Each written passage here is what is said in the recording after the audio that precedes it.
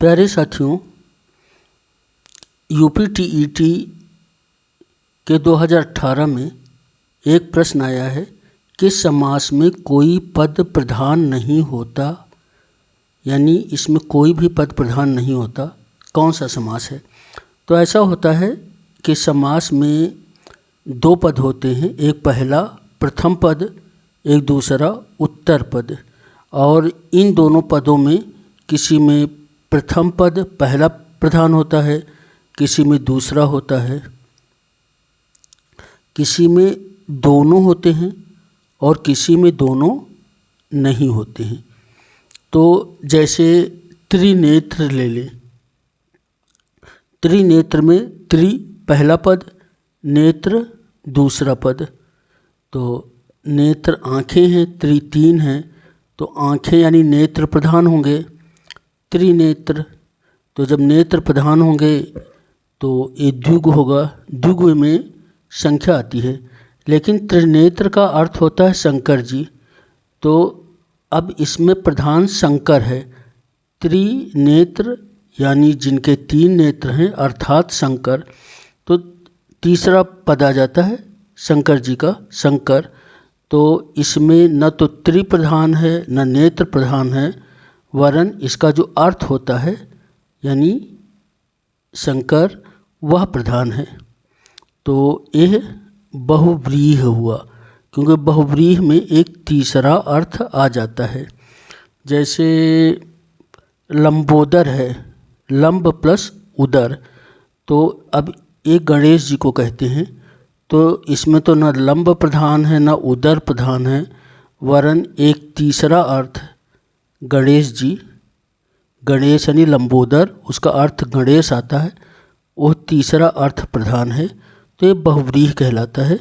तो आए हम समासों का विस्तार से अध्ययन करें।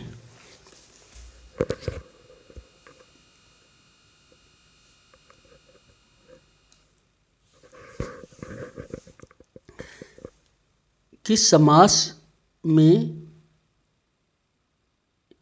दोनों पद प्रधान नहीं होते हैं।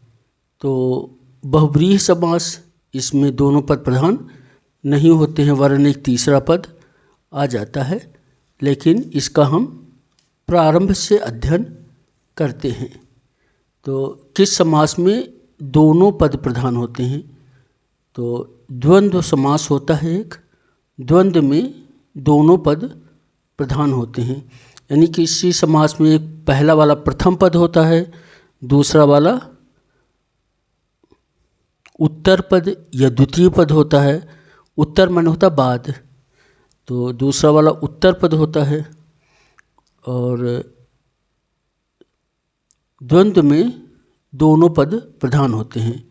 जैसे माता पिता, माता भी प्रधान है, पिता भी प्रधान है, माता और पिता। तो द्वंद्व में दोनों पद प्रधान होते हैं। किस समास में पूर्व पद प्रधान होता है। अब जैसे यथाशक्ति है, तो यथा प्रधान है, यथा और शक्ति दो पद हैं, यथा प्रधान है, यथा पूर्व पद है।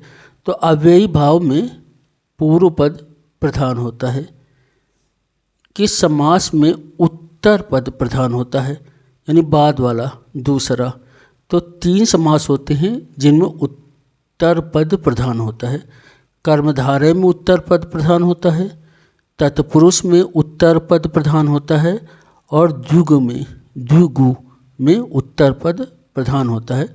तो तीन समासों में उत्तर पद प्रधान होता है।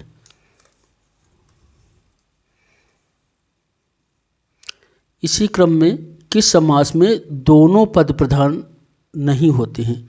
तो बहुव्रीहि में दोनों पद प्रधान नहीं होते हैं। अब हर समास के बारे में उसके कुछ उदाहरण देख लें। अव्ययी भाव, तो अव्ययी भाव में प्रथम पद या पूर्व पद प्रधान होता है। जैसे निर्भर, निर्भय, निह प्लस भय, निह धन भय। तो इसमें प्रथम पद या पूर्व पद निह है, वो प्रधान है। भरपेट, भर प्रधान है। यथार्थ, यथा धन अर्थ, यथा प्रधान है। उपकूल, उप माने होता है निकट, नज़दीक, नियर। कूल तो उप प्रधान है। निर्विकार निह धन विकार, निह प्रधान है। प्रत्युपकार प्रति धन उपकार तो प्रति प्रधान है। सरासर हर तरह से, इसमें प्रथम पद जो सरा है ये प्रधान है। यथाशीघ्र यथा प्रधान है। प्रतिमास प्रति प्रधान है। तो जिनमें पूर्व पद प्रधान होता है उसे अव्ययी भाव कहते हैं। अव्ययी भाव यानी जिनमें पूर्व पद प्रधान हो। अब पूर्व के बाद जो दूसरा पद आता है वो होता है उत्तर पद। उत्तर पद किन में प्रधान होता है उसे देखिए। तो आपने देखा था उत्तर पद 3 समासों में प्रधान होता है। एक कर्मधारय होता है, विशेषण विशेष्य वाला, या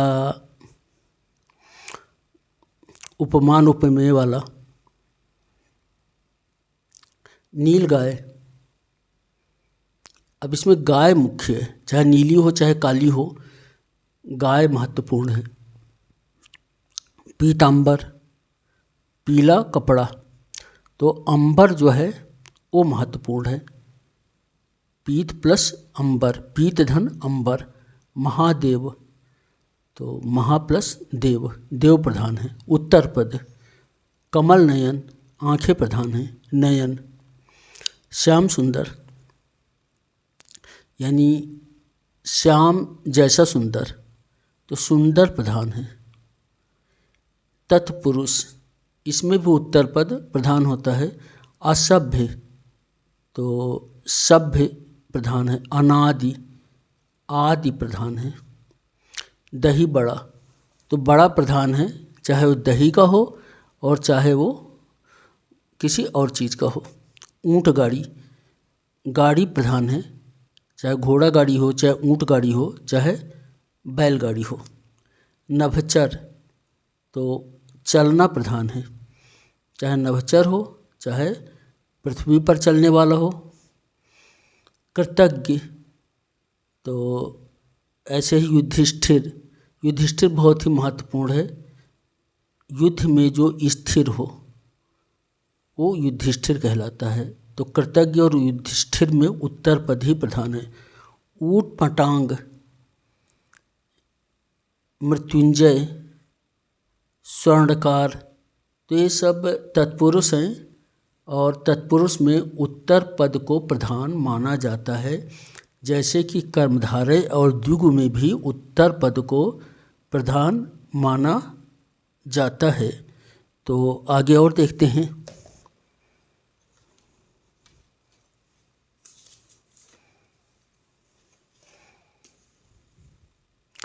द्विगु पहचानना बहुत आसान होता है क्योंकि इसमें संख्या दी होती है। सप्तऋषि, 7 ऋषि, ऋषि महत्वपूर्ण है। सतसई यानी 7 छंदों 7 पदों वाला, दोहों वाला। चौराहा 4 राहों वाला। नवग्रह 9 ग्रह, तो एक ग्रह राह या पद या ऋषि ये महत्वपूर्ण है। उत्तर पद इनमें प्रधान है। तो ये द्विगु हुआ, तो तत्पुरुष कर्मधारय और द्विगु में उत्तर पद प्रधान होता है। दोनों पद प्रधान होते हैं द्वंद्व में। अमीर गरीब, अब दोनों महत्वपूर्ण हैं। माता पिता दोनों महत्वपूर्ण हैं। फल फूल, भला बुरा, तो ये सब महत्वपूर्ण हैं। तो द्वंद्व में दोनों पद प्रधान होते हैं।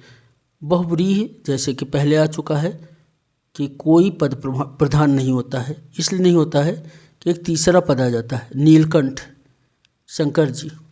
वीणा पाणी यानी जिसके हाथों में वीणा है, पाणी माने हाथ, सरस्वती जी। सपरिवार, मुक्का मुक्की, तो ये सब जो है बहुव्रीहि हैं और इनमें कोई भी पद प्रधान नहीं होता है। अब थोड़ा और कर्मधारय को जिसका उत्तर पद प्रधान होता है और देखते हैं। कर्मधारय में नील गाय आती है, गाय प्रधान है।